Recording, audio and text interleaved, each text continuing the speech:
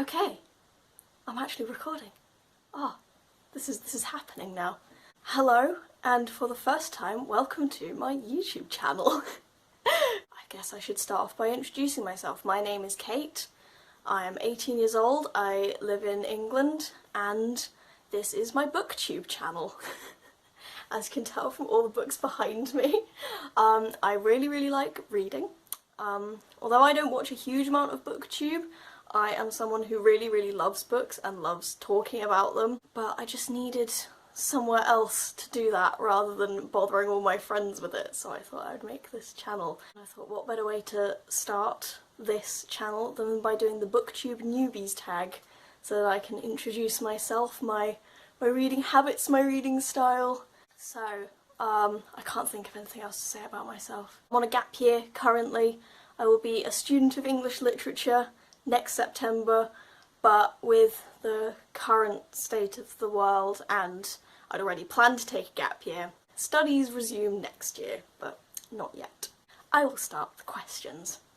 Question number one, why did I start this channel? Well, basically, I have loved reading since forever, but my main problem is that I read so much, and not many of my friends read, firstly to the same degree that I read, because I read so much, and secondly they don't really read the same kinds of books as me, so I don't really have anyone to talk to about all my favourite books. When I do have books that I can share with my friends, it tends to be because they've lent me the books, or they've bought me the books because they like them, but I needed a place to talk about my favourite books because they're my favourite books, and I figured what better place to do that than a YouTube channel, because then I get to be as narcissistic as I like and just talk about the books I like, and anyone who wants to join in with that can come and watch.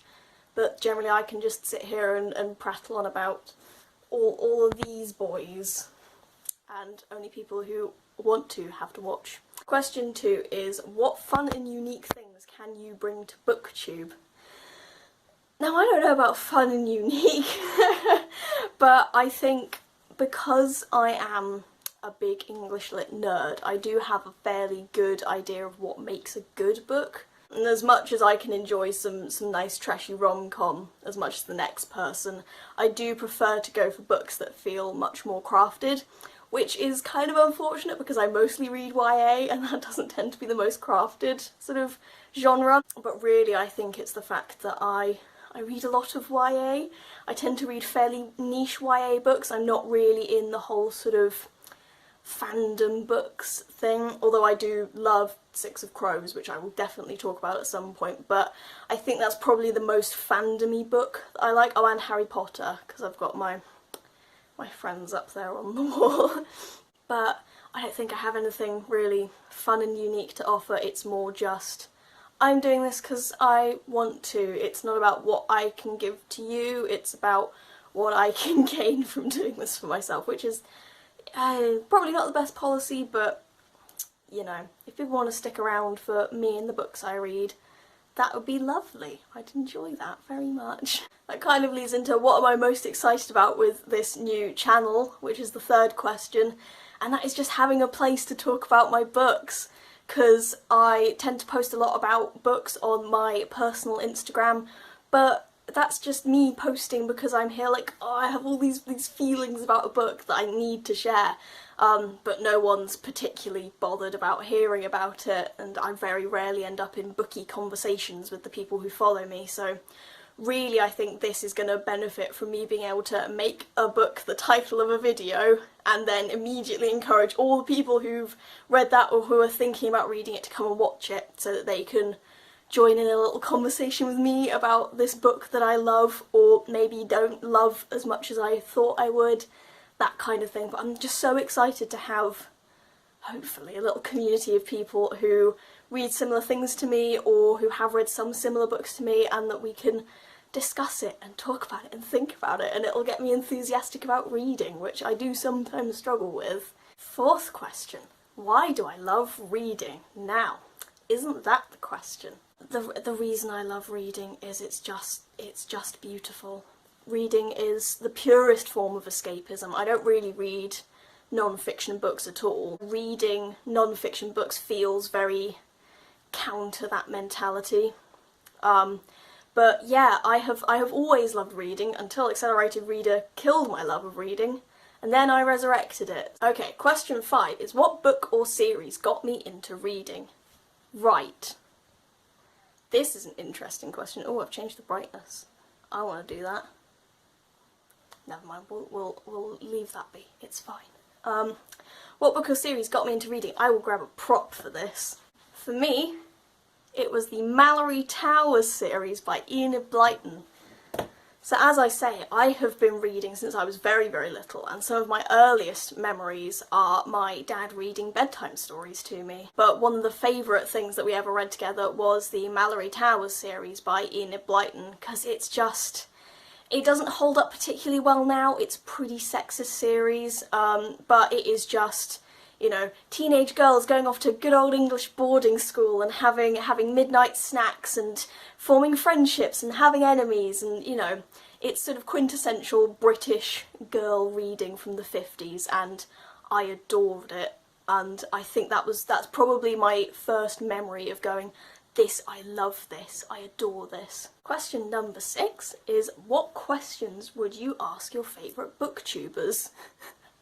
And my first answer for that is just, will you be my friend? I don't really watch many booktubers, if I'm honest. I am very sort of set in my ways with reading, in that I know what I like to read, and I tend to stick quite narrowly to that, which is something I want to change, because I don't really branch out in terms of genre or style of book or anything like that very often. But the few booktubers I do watch, namely Paperback Dreams, who is so unlike me in terms of reading style. I mostly watch her videos because she just has such enthusiasm and energy around books. She's just so enthusiastic about everything she reads that every time I watch her videos I'm sat there going, damn, I wish I could read 15 books in a month because you seem so happy about that fact. But as I say, we're very unlike each other in terms of what we read. She is very much into horror books. Really not my thing. I'm really not into horror at all. She reads horror, thrillers. I do kind of like thrillers sometimes. I like a good murder mystery, I like a good crime book, but I'm not here for creepy stuff. I'm just not, no, not for me. But yeah, I just watch her because she's so enthusiastic and she's so chaotic and everything, and I love watching her videos. So, not that she's watching it, but I would love to be her friend. Pretty much is why I watch her. She seems great.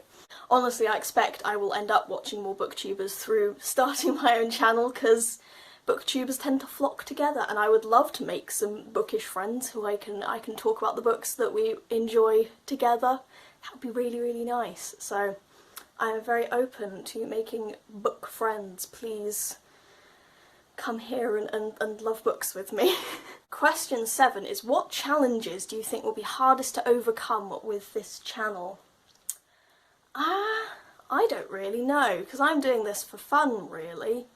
I don't really have any sort of hard and fast goals about getting subscribers or getting people to watch my videos.